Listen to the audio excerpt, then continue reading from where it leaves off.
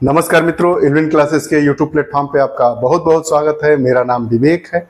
हम लोग मुख्य सेविका भर्ती परीक्षा जो सितंबर में 24 तारीख को तिथि इसकी नियत की गई है यूपी ट्रिपल एससी के द्वारा, उत्तर प्रदेश अधीनस्थ सेवा चयन बोर्ड आयोग जिसका नाम है।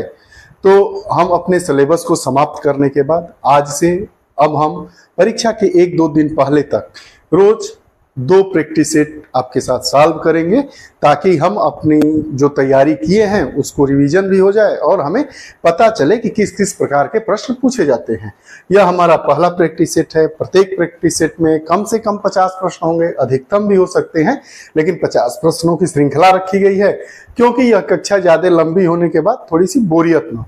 आइए बिना समय गंवाए इस श्रृंखला को हम लोग प्रारंभ करते हैं। हम लोगों का दिया गया था, उस पूरे सिलेबस को हम लोगों ने सही तरीके से करीब 24 कक्षाओं में हमने समाप्त कर लिया। जो चीजें अभी बाकी तो नहीं रह गई हैं, लेकिन कहीं कहीं से चीजों को और लिया जा रहा है ताकि आपकी परीक्षा में की तैयारी में कहीं से भी थोड़ी सी भी चूक ना हो। तो एक मैराथन क्लास भी परीक्षा के 2-3 दिन पहले आपके साथ शेयर की जाएगी। आइए, आज हमारा यह पहला प्रैक्टिस सेट है। पहले प्रैक्टिस सेट का पहला प्रश्न, नवजात शिशु की परिचर्या में उसके सिर को सहारा दिया जाता है। सिर को सहारा कैसे दिया जाता है? प्रथम 6 माह तक, प्रथम 2 माह तक, प्रथम 3 सप्ताह तक, ये सभी 4 ऑप्शन दिए जाएंगे हर परीक्षाओं में। उसमें हमें पूछा जाएगा कि जो नवजात शिशु की परिचर्या है में उसके सिर को सहारा दिया जाता है, कितने सालों तक सिर को सहारा दिया जाता है? तो प्रथम 6 माह तक, जन्म के प्रथम 6 माह तक नवजात शिशु की परिचर्या में उसके सिर को सहारा दिया जाता है। आज का हमारा दूसरा सवाल, स्तंभ दिए गए हैं, स्तंभ 1 और स्तंभ 2। SOS, हृदय रोग, रेबीज, हैजा, BCG। दूसरे स्तंभ में 1, 2, 3, 4, 5 मिलाना है। सही क्रम इसका क्या होगा? SOS मतलब इमरजेंसी। हृदय रोग, हृदय रोग में क्या होता है? हमारी नाड़ी दर 100 प्रति मिनट से ज्यादा। हैजा, जो हमारा हैजा होगा, हैजा में क्या होगा? चावल के पानी जैसे एकदम पतला दस्त होगा। BCG, BCG का जो टीका होता है, और एक रेबीज बच गया। जो हमारा रेबीज है वो क्या है? लाइसा वायरस होता है। BCG अंतः त्वचा। ये हमारा मिलान हो गया। हमारा पहला ऑप्शन इसमें क्या होगा? सही होगा। कोई भी प्रश्न आता है इस तरीके का तो उसमें हम 2-3 तो जरूर आते हैं, उन सबको मिला के इसमें हम लोग कलेक्ट कर लेते हैं। तो ये हमारा पहला ऑप्शन सही हुआ। अब अगला हमारा प्रश्न, आराम आराम से प्रश्नों को करना है।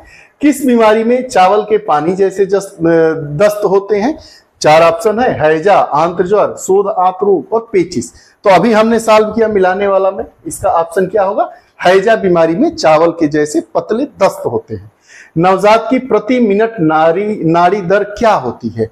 जो नवजात होता है उसका प्रति मिनट नाड़ी दर क्या होता है? तो नवजात का प्रति 4 ऑप्शन दिया है, 70 से 170, 70 से 80, 70 से 110, इनमें से कोई नहीं। तो हम जानते हैं कि जो न्यू बॉर्न बेबी होते हैं उनकी प्रति मिनट नाड़ी दर 70 से 170 के बीच में होता है। अगला हमारा प्रश्न देखिए। आराम आराम से चीजों को पढ़ना है और उसके बाद सॉल्व करते चले जाना है। निम्नलिखित में से पोषणीय कमी से होने वाली बीमारी है। पोषणीय कमी मतलब पोषण की कमी से होने वाली कौन सी बीमारी है? 3 बीमारी है, एनीमिया, रिकेट्स, स्कर्वी। हम जानते हैं कि ये जो चारों बीमारियां हैं वो पोषण की कमी से ही होने वाली है। एनीमिया खून की कमी, पोषण चाहिए। रिकेट्स, इसमें भी पोषण चाहिए। स्कर्वी विटामिन सी है, इसमें भी चाहिए। रिकेट्स प्रोटीन की कमी से होने वाला रोग है। तो इसमें हमारा चारों ऑप्शन सही है। अगला हमारा प्रश्न है, निम्न में से मानव शरीर में कैल्शियम का क्या कार्य है? जो हमारा मानव शरीर है उसमें कैल्शियम का क्या कार्य होता है? 4 ऑप्शन दिया है, दांतों का निर्माण, हड्डियों का निर्माण, मांसपेशियों के संकुचन में सहायक। तो हम जानते हैं कि जो हमारा कैल्शियम है हमारे शरीर में ये तीनों प्रकार के कार्य करता है। दांतों के निर्माण में भी सहायक होता है, हड्डियों के निर्माण में भी सहायक होता है, मांसपेशियों के संकुचन में भी सहायक होता है। तो इसलिए हमारा ये तीनों ऑप्शन सही है। तो ये सभी चारों में गर्भस्थ शिशु के लंब कक्ष का मात्रिक स्पाइन या गर्भाशय के लंब अक्ष से संबंध को क्या कहते हैं? पहला गर्भ स्तुति, गर्भ प्रस्तुति, एटीट्यूड, लाई।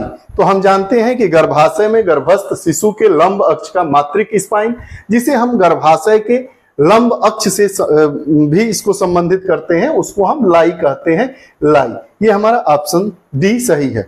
निम्न में से प्लेसेंटा उत्पादित हार्मोन क्या है? प्लेसेंटा उत्पादित हार्मोन, हमने अपनी कक्षा में हार्मोन, विटामिन, प्रोटीन्स, कार्बोहाइड्रेट, वसा, लवण, पोषण तत्व सबके बारे में बहुत गहनता से अध्ययन किया है। पहला ऑप्शन है ह्यूमन कोरियोनिक, गोनाड्रोपिन, एस्ट्रोजन, प्रोजेस्टेरॉन और ये सभी। तो हम जानते हैं कि प्लेसेंटा उत्पादित हार्मोन ये चारों हैं, तो हमारा ये चारों ऑप्शन सही हो गया। एक वैक्सीन का प्रकार है, एक विसंक्रमण की विधि है, एक गर्भ निरोधक साधन है बुखार के उपचार हेतु। तो हम जानते हैं कि ऑटोक्लेविंग क्या है? एक विसंक्रमण की विधि है। ऑटोक्लेविंग क्या है? विसंक्रमण की विधि है। अब बच्चों को हेपेटाइटिस बी की 0 खुराक कब लगाई जाती है? 0 से आप जान ही जाएंगे। ऑप्शन में 4 ऑप्शन दिया गया है। जन्म के समय, 10 सप्ताह की उम्र तक, 6 सप्ताह की उम्र तक और 14 सप्ताह की उम्र तक। तो हम जानते हैं कि बच्चों को हेपेटाइटिस बी की 0 खुराक जन्म के समय ही लगाते हैं। हमारा ऑप्शन पहला सही है। निम्नलिखित बीमारियों में से बैक्टीरिया जनित संक्रामक बीमारी है? कौन सी संक्रामक जनित बीमारी है जो बैक्टीरिया से होती है? पोलियो, खसरा, डिफ्थीरिया या ऑप्शन डी ए और सी, मतलब पोलियो और खसरा। तो हम जानते हैं कि बैक्टीरिया जनित बीमारी कौन है? डिफ्थीरिया है। अगला, निम्न में से चिकन पॉक्स का कारण क्या है? 4 ऑप्शन दिए हैं। अधिक शराब का सेवन, बोर्टेडेला पर्ट्यूसिस नामक बैक्टीरिया, वेरिसेला जोस्टर नामक वायरस और कोरोनी बैक्टीरियम डिफ्थरी नामक बैक्टीरिया। तो हम जानते हैं कि जो हमारा चिकन पॉक्स होता है वेरिसेला जोस्टर वायरस के कारण होता है। अगला प्रश्न हमारा जांच केंद्र, voluntary counselling and test centre का संबंध किस राष्ट्रीय स्वास्थ्य कार्यक्रम से है? 4 ऑप्शन दिए गए हैं। पहला राष्ट्रीय एड्स नियंत्रण कार्यक्रम, दूसरा संशोधित राष्ट्रीय क्षय रोग नियंत्रण कार्यक्रम, तीसरा राष्ट्रीय कुष्ठ रोग नियंत्रण कार्यक्रम, पल्स पोलियो टीकाकरण कार्यक्रम। तो हम जानते हैं कि स्वैच्छिक परामर्श एवं जांच केंद्र का संबंध किससे है? राष्ट्रीय एड्स नियंत्रण कार्यक्रम से इसका संबंध है। अगला हमारा प्रश्न है, स्तनपान करवाने वाली मां को कौन सी बीमारी से बचाता है? स्तनपान, ये देखिए ऑप्शन, स्तनपान मां को कौन सी बीमारी से बचाता है? पहला ऑप्शन स्तन कैंसर, दूसरा ओवेरियन कैंसर, तीसरा पीपीएच और चौथा ये सभी। तो हम जानते हैं कि स्तनपान कराने से मां में न स्तन कैंसर होगा, न पीपीएच होगा, न ओवेरियन कैंसर होगा। इसमें हमारा ऑप्शन चारों सही है। प्रश्न है, पीपीएच से क्या समझते हैं? पीपीएच प्रसव पूर्व रक्तस्राव, प्रसव पश्चात रक्तस्राव, बच्चे का वजन सामान्य होने से कम होना, बच्चे का वजन सामान्य होने से अधिक होना। तो हम जानते हैं कि पीपीएच का जो फुल फॉर्म होता है प्रसव पश्चात रक्तस्राव है। हमारा ऑप्शन बी सही है। अगला प्रश्न, निम्नलिखित में से कौन में से बच्चों में हैजा का मुख्य लक्षण क्या है? अस्थियों का कमजोर होना, शरीर पर चकत्ते पड़ना, सांस के साथ सीने का अंदर धंसना, चावल के पानी जैसे पतले दस्त था, उल्टी होना। तो हम हैजा के बारे में अभी ऊपर भी 2-3 प्रश्नों को पढ़ चुके हैं। तो हम जानते हैं कि बच्चों में हैजा का मुख्य लक्षण क्या है? कि चावल के पानी जैसे पतले दस्त आना, उल्टी आना इसके लक्षण हैं। अब गिरना कब प्रारंभ होता है? जब बच्चे बड़े होते हैं, थोड़े बड़े हो जाते हैं तो उनके दांत टूटने लगते हैं। तो वही प्रश्न पूछ रहा है, बच्चों में दांतों का गिरना कब प्रारंभ होता है? 10 वर्ष की आयु पर, 2 वर्ष की आयु पर, 6 वर्ष की आयु पर, 6 माह की आयु पर। तो दांतों का गिरना 6 वर्ष की आयु पर प्रारंभ होता है। आगे, सेक्सुअलिटी को प्रभावित करने वाले कौन कौन से कारक हैं? सामाजिक, आत्मीय, सांस्कृतिक। तो ये सभी कारक है। आगे, यकृत रोग से पीड़ित रोगी को अवश्य क्या लेना चाहिए? उच्च वसा संतुलित आहार, निम्न तंतु संतुलित आहार, निम्न वसा संतुलित आहार, या ये चारों? तो निम्न वसा संतुलित आहार, निम्न तंतु संतुलित आहार, ये सभी। तो इसमें निम्न वसा संतुलित आहार लेना चाहिए यकृत रोग से पीड़ित व्यक्ति को।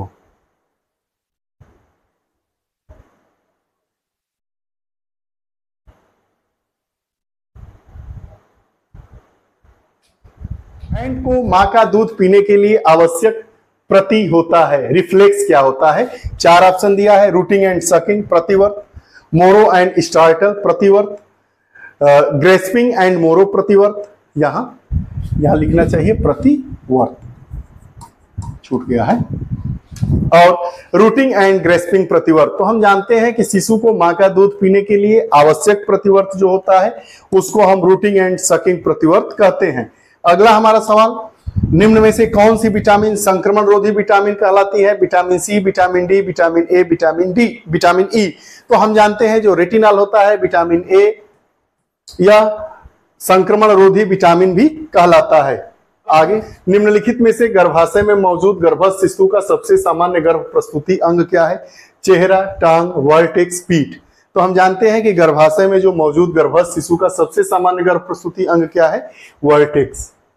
आगे, निम्न में से बीच गर्भ प्रस्तुति के बारे में क्या सही वाक्य है? यह सबसे ज्यादा पाई जाने वाली कुगर्भ प्रस्तुति है, यह सबसे ज्यादा पाई जाने वाली गर्भ प्रस्तुति है, यह एक कुस्थिति है, यह एक असामान्य स्थिति है। तो हम जानते हैं कि बीच में, निम्न में से बीच गर्भ प्रस्तुति के बारे में हमारा पहला कथन सही है, यह सबसे ज्यादा पाई जाने वाली कुगर्भ प्रस्तुति है। के कारणों में क्या शामिल है?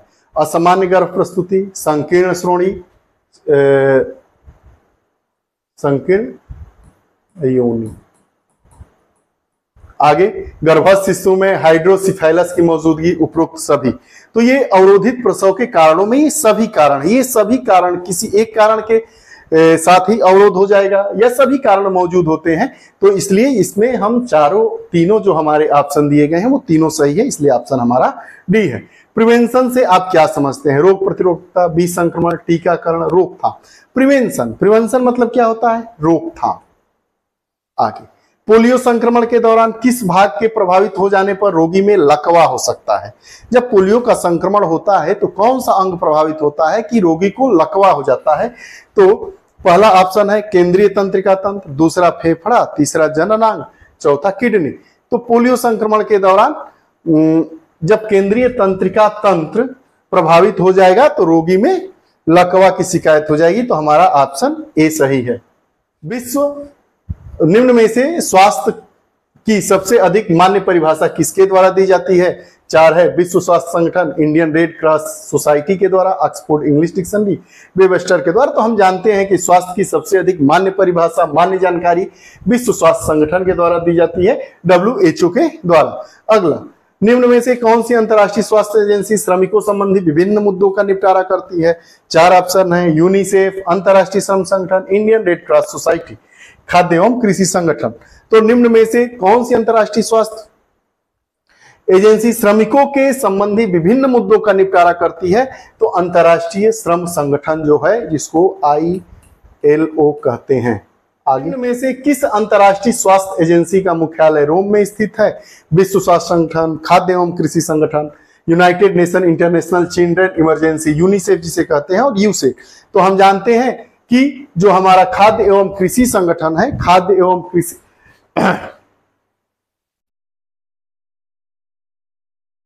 जो हमारा खाद्य एवं कृषि संगठन है उसका मुख्यालय कहां है? रोम में। अब निम्न में से कौन सा राष्ट्रीय स्वास्थ्य कार्यक्रम वर्ष 1953 में प्रारंभ किया गया था? निम्न में से राष्ट्रीय स्वास्थ्य कार्यक्रम, इस प्रकार के प्रश्न पूछे जाते हैं। 1953 में प्रारंभ किया गया था। 4 ऑप्शन है, राष्ट्रीय मलेरिया नियंत्रण कार्यक्रम, राष्ट्रीय कुष्ठ रोग नियंत्रण कार्यक्रम, राष्ट्रीय क्षय रोग नियंत्रण कार्यक्रम, रिवाइज्ड राष्ट्रीय क्षय रोग नियंत्रण कार्यक्रम। तो हम जानते हैं कि वर्ष 1953 में राष्ट्रीय मलेरिया नियंत्रण कार्यक्रम लागू किया गया था, प्रारंभ किया गया था। बालक का वजन, जन्म के समय जो वजन होता है उसका 2 गुना कब हो जाता है? 5 महीने की उम्र पर, 2 वर्ष की उम्र पर, 9 महीने की उम्र, 3 वर्ष। हम जानते हैं कि जब बालक जन्म लेता है तो जितना वजन होता है 5 महीने के बाद उस वजन का 2 गुना वजन हो जाता है। आगे, 2 वर्ष के बालक की श्वसन दर एक वयस्क व्यक्ति की तुलना में क्या होती है? कम होती है, अधिक होती है, बराबर होती है, कुछ भी हो सकती है, अधिक होती है। जो 2 वर्ष का बालक है उसका जो श्वसन दर होगा, मतलब सांस लेने की दर प्रति मिनट, वो क्या होगी? वयस्क व्यक्ति से ज्यादा होगी। अब अगला, पहला हमारा है रक्तचाप, नाड़ी दर, हैजा, एकाकी और निर्जलीकरण। स्तंभ 2 में टेकीकार्डिया, फैलने वाला रोग, स्याही शोक कागज पद्धति, जल जाना, नाड़ीदा। तो इस प्रकार के जो प्रश्न आते हैं उसमें देख लिया जाता है कि हमें कौन सा आ रहा है। तो रक्तचाप को हम किससे मिलाएंगे? नाड़ी दर से। नाड़ी दर को किससे मिलाएंगे? टेकिकार्डिया से।